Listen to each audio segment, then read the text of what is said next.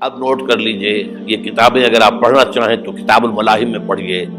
بدترین عذاب عربوں پر آیا کھڑا ہے، سروں پر تنا ہوا ہے، بدترین۔ ایسی جنگ ہونی ہے الملحمۃ العظمیٰ، جس کو کہ میں بھی آپ کو گواہی پیش کر دوں گا، جسے کہا گیا ہے دی لاسٹ کروسیڈ۔ بش نے بھی کروسیڈ کا لفظ بول دیا تھا، پھر واپس لیا اس نے۔ نکل جاتی ہے جس کے منہ سے سچی بات مستی میں، فقیہ مصلحت بین سے اور ہندے بادہ خار اچھا، کروسیڈ کہہ کر پھر واپس لیا۔ یہ کروسیڈ، اس کے اوپر جس قدر نقصان ہونا ہے عربوں کا، گریٹر اسرائیل بنے گا، یہ عراق، شام، اردن، سعودی عرب کا کچھ شمالی علاقہ، ترکی کا جنوبی علاقہ، مصر کا صحرائے سینا، اور اس کے ساتھ ہی جو بہترین اس کا زرخیز ترین علاقہ ڈیلٹا آف نائل، یہ سب یہودیوں کے قبضے میں جائیں گے۔ اس کو حدیث میں کہا گیا الملحمۃ العظمیٰ۔ عیسائی 80 علم لے کر ہے مسلمانوں تم پر حملہ آور ہوں گے، اور ہر علم کے نیچے 12,000 فوج ہوگی، 9.5 لاکھ فوج۔ یہ نیٹو کی تیاری کس کے لیے ہو رہی ہے؟ جب یو ایس ایس آر کا خاتمہ ہوا تو پوچھا گیا تھا نیٹو چیف سے، اب کس لیے؟ تمہارا وہ دشمن تو ختم ہو گیا، اب ہمیں اسلامک فنڈامنٹلزم سے نمٹنا ہے۔ وہ جانتے ہیں خطرہ یہی ہے، اب اسلام ابھر سکتا ہے، مسلمانوں کے سینوں کے اندر وہ آگ ہے، اوپر خاکستر آ گیا ہے، تمہیں اٹھانا بیٹھنا، یہ اندر تو انگارہ ہے، اوپر سے راکھ ہے، اس سے دھوکہ نہ کھا جانا ان کے دلوں کے اندر۔ اور بش نے کہا تھا مسلمان چاہتے ہیں کہ ہسپانیہ سے لے کر انڈونیشیا تک نظام خلافت قائم کریں، اور میں حیران ہوا تھا کہ اس کمبخت کو ہسپانیہ کا خیال کیسے آ گیا؟ ہمیں تو کبھی آتا ہی نہیں، اب ہم تو بھول گئے، وہ تو 500 برس پرانی بات ہے جبکہ وہاں سے ہمیں نکال دیا گیا تھا۔ اگرچہ اقبال نے کہا تھا ہے ارض فلسطین پہ یہودی کا اگر حق، ہسپانیہ پر حق نہیں کیوں اہل عرب کا؟ ہسپانیہ میں تو 800 سال حکومت کی مسلمانوں نے، اور ابھی 500 برس ہی گزرے ہیں نا۔ یہودی تو ارض مقدس سے 2000 سال نکالے گئے، انہیں لا کے آباد کیا گیا، عربوں کے سینے میں خنجر پھونک دیا گیا۔ وہ چھوٹا سا ملک جو چاہتا کرتا، کوئی پوچھنے والا نہیں۔ امریکہ جیسے اپنے بیٹے کی حفاظت کرے ویسے کرتا ہے اس کی۔ اور حضور نے فرمایا ہے وہ جنگ جب ہوگی تو ایک باپ کے اگر 100 بیٹے ہوں گے تو 99 ختم ہو جائیں گے، ایک بچے گا۔ یہ حدیث ہے، حدیث ہے صحیح۔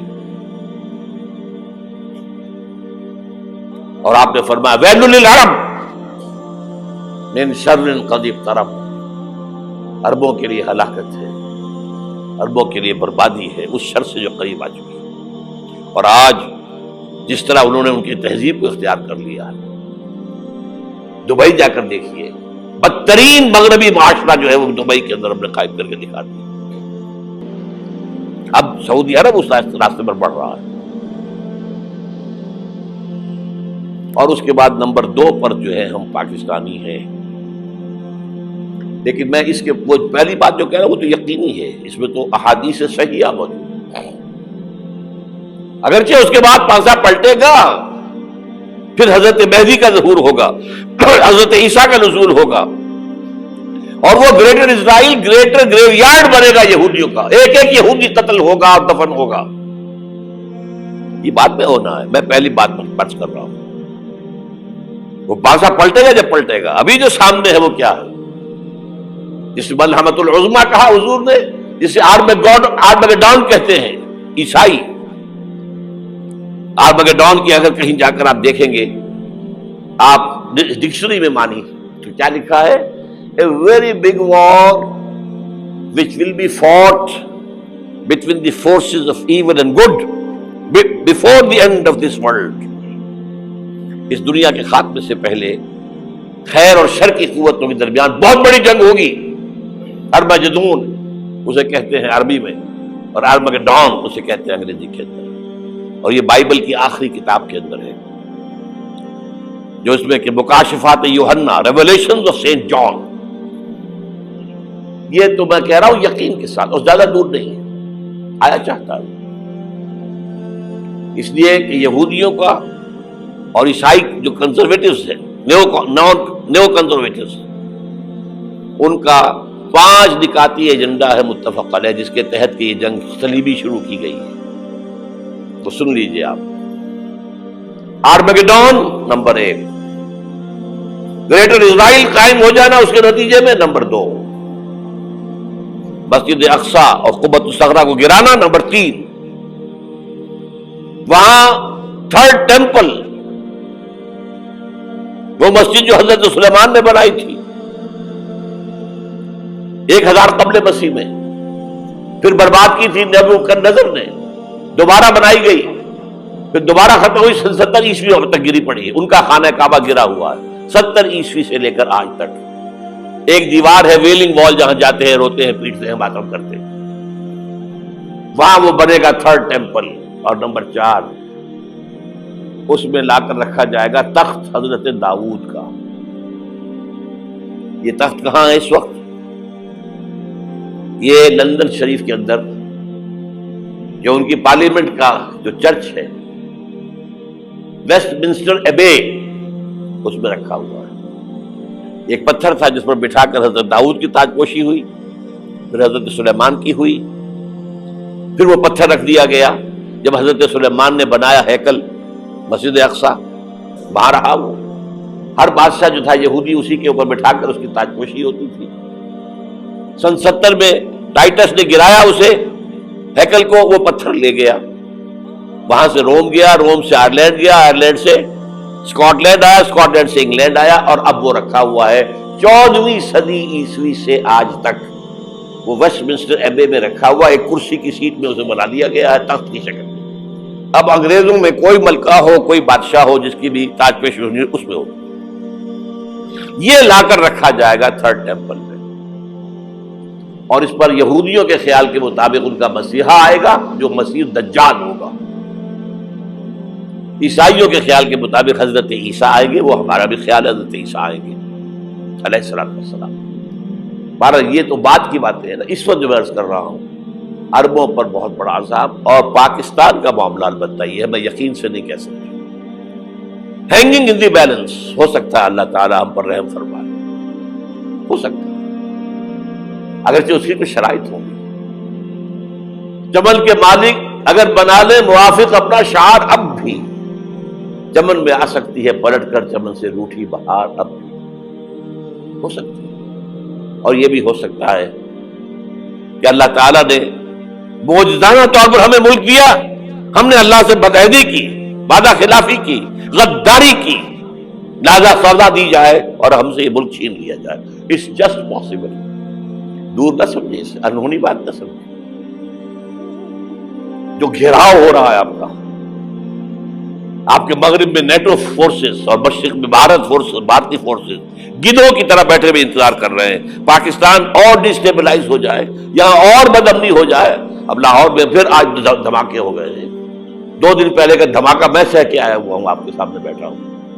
وہ جانیں بچی ہیں جو ہماری اکیڈمی کا حشر ہوا، تو میں آپ کو نہیں بتا سکتا. یہ سارا کیوں ہو رہا ہے؟ تاکہ یہاں بدامنی ہو جائے اور ہمیں جواز مل جائے. مغرب سے نیٹو فورسز داخل ہو جائیں، مشرق سے بھارتی فورسز آ جائیں، اور ہمارے ایٹمی دانت توڑ کر اور پھر ہمیں بھارت کے سامنے ڈال دیا جائے. نو ڈو ایز یو لائک. یہ ان کا نقشہ ہے. ہوگا کیا وہ اللہ جانتا ہے. ہوگا وہ جو اللہ چاہے. لیکن اللہ کا چاہنا جو ہے وہ کس پر منحصر ہے؟ یہاں انقلاب برپا کرو، یہاں اسلام لاؤ. اگر دھندوں میں لگے رہو گے تو وہ خود بخود نہیں آ جائے گا انقلاب. صحابہ نے جانیں دی تھی، کتنی تکلیفیں اٹھائی تھی. 12 برس تک مکی دور کے اندر با نشہ درویشی در ساد و دمادم زن، جو پختہ شبی خدرا بر سلطنت جم سن. یوم طائف یاد ہے جو حضرت عائشہ فرماتی ہے کہ میں نے پوچھا تھا حضور سے کہ یوم احد سے زیادہ سختی بھی آپ پر کبھی آئی؟ یوم احد پر کیا ہوا تھا؟ تلوار کا وار پڑا تھا آپ کے چہرہ مبارک، یہ جو رخسار کی ہڈی ہے اس کے اندر وار گیا ہے، اوپر خود کی 2 کڑیاں تھیں وہ اس میں گھس گئیں، 2 دندان مبارک شہید ہوئے۔ وہ خود کی کڑیاں ایک صحابی نے اپنے دانتوں سے پکڑ کے کھینچنے کی کوشش کی، دانت نکل گئے، وہ نہیں نکلی، کیا جتن کر کے نکالی گئی ہوگی تو خون کا فوارہ آیا، اتنا خون گیا ہے کہ آپ بے ہوش ہو گئے، گر گئے، اور مشہور یہ ہو گیا کہ آپ کا تو انتقال ہو گیا، شہادت ہو گئی۔ یہ سیرت کبھی پڑھی ہے؟ حضرت عائشہ کے ہوش کا تو یہی دور تھا نا، یوم طائف میں تو آپ کیا تھی، بچی تھی، انہیں کیا پتا کیا ہو رہا ہے حضور کے ساتھ۔ 3 دن تک حضور مکے کی گلیاں اور وہاں کے اوباش لوگ پتھراؤ کر گئے تھے اس امید میں کہ شاید وہاں کا کوئی سردار ایمان لے آئے، تو یہاں تو ابو طالب بھی فوت ہو گئے، یہی دنیا بھی سہارا تھا، خاندانی سہارا تھا ابو طالب کے ذریعے، اور گھر میں ایک دلجوئی کرنے والی رفیقہ حیات تھی، وہ بھی، ان کا بھی انتقال ہو گیا۔ آپ نے کہا یہ عام الحزن ہے، اب تو سب کو طے ہو گیا قریش کو کہ اب جیسے قتل کر دو، اسی لیے آپ گئے طائف، شاید وہاں کا کوئی بڑا سردار مانے ایمان لے آئے مجھ پر تو میں اپنا مرکز ادھر شفٹ کر دوں۔ تینوں سے ملے ہیں، تینوں نے وہ جواب دیے ہیں، نکل جاؤ یہاں سے، میں تمہارے ساتھ بات بھی کرنے کو تیار نہیں۔ اچھا، تمہارے سوا کوئی نہیں ملا تھا اللہ کو نبی بنا کر بھیجنے کے لیے؟ دیکھو جاؤ، میں بات نہیں کرنا چاہتا، ہو سکتا ہے میں بے عزتی کر بیٹھوں، واقعی تم اللہ کے نبی ہو تو میں مارا جاؤں گا، جاؤ جاؤ جاؤ۔ یہ سلوک محبت کے ساتھ ہوا ہے۔ اور پھر چھوکروں کو، اسٹریٹ ارچنز جنہیں آپ کہتے ہیں، اشارہ کیا تھا، خبر لو ان کی، پتھراؤ ہو رہا ہے، ساتھ کوئی ہے ہی نہیں، ایک آدمی صرف، زید ابن حارثہ۔ اب سامنے سے پتھر آ رہے ہیں تو حضرت زید آگے آ جاتے ہیں، ڈھال بنتے ہیں، مجھے لگے پتھر حضور کو لگے، آپ پیچھے سے آ رہے ہیں، چاروں طرف سے تو ڈھال نہیں بن سکتا ایک شخص، جسم لہو لہان، خون جا کر جوتیوں میں جم گیا ہے، جوتی اتر نہیں دی۔ پھر وہاں سے واپسی پر جو دعا مانگی ہے، اللہم الیک اشکو ضعف قوتی وقلت حیلتی وہوانی علی الناس، اے اللہ تیری جناب میں فریاد لے کر آیا ہوں اپنی قوت کی کمی کا، اپنے وسائل کی کمی کا، اور جو ذلت و خواری ہو رہی ہے لوگوں کے سامنے، الا ملتقننی، مجھے کس کے حوالے کر دیا ہے، الا بعیدی یتجہمنی، یہ میرے اوپر ہجوم کر کے آ جائے، حملہ کرے، اور عدو من لگتا امرے، یہ دشمن کے حوالے میرا معاملہ کیا، جو چاہے کر دے وہ۔ لیکن پھر عبدیت غالب آتی ہے، ان لم یکن علی غضبک فلا ابالی، اللہ اگر تو ناراض نہیں ہے تو مجھے کوئی پرواہ نہیں، سر تقدیم خم ہے جو مزاج یار میں آئے، مجھے اندیشہ یہ ہے کہ تو ناراض تو نہیں ہوگی۔ یہ تکلیفیں جھیلی ہے، سینکڑوں صحابہ نے جانوں کا نذرانہ پیش کیا ہے،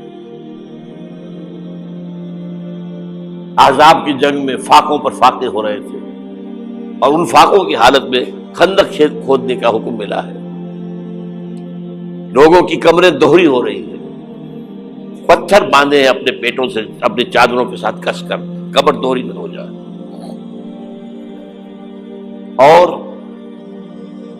جب صحابہ کدالیں چلا رہے ہیں تو کیا کہہ رہے ہیں، نحن الذین بایعوا محمدا علی الجہاد ما بقینا ابدا، اللہم لا عیش الا عیش الاخرہ۔ صحابہ کہتے تھے ہم وہ لوگ ہیں جنہوں نے محمد سے بیعت کی ہے کہ جہاد کرتے رہیں گے جب تک جان میں جان نکل جائے تو بات اور، جان ہے، چاہے ابھی بھوک سے کمر دوڑی ہوئی جا رہی، جان تو ہے۔ اور ایک دفعہ کہتے تھے اللہم لا عیش الا عیش الاخرہ، اللہ عیش، زندگی تو آخرت کی زندگی ہے۔ اور حضور فرماتے تھے، حضور کے بیٹھے ہوئے نہیں تھے گاؤں تکیہ لگا کر، پتھر اٹھا اٹھا کر خندق میں سے لے جا کر باہر پھینک رہے تھے، جب صحابہ کہتے ہیں اللہم لا عیش الا عیش الآخرہ، حضور فرما رہے ہیں فاغفر للانصار والمہاجرہ، اے اللہ ان انصار اور مہاجرین کی مغفرت فرما دو۔ پھر حضور کی خدمت میں کچھ لوگ آئے، حضور اب یہ فاقہ ناقابل برداشت ہو گیا، دیکھیے ہم نے یہ پتھر باندھے ہوئے اپنے پیٹ کے ساتھ۔ حضور نے کرتا اٹھا کر دکھایا، وہاں 2 پتھر بندھے ہوئے۔ یہ ہے سیرت النبی۔ آپ کس چیز کو سیرت النبی سمجھتے ہیں؟ بہرحال اس موضوع پر میری ایک کتاب ہے منہج انقلاب نبوی، کہ انقلاب کیسے آیا تھا۔ اگر دل میں ذرا بھی آرزو پیدا ہو گئی ہو کہ اللہ قبول کر لے مجھے بھی، مجھے قبول کر لے اس کام کے لیے، تو وہ کتاب آپ کے لیے مسٹ ہوگی، اس کا پڑھنا۔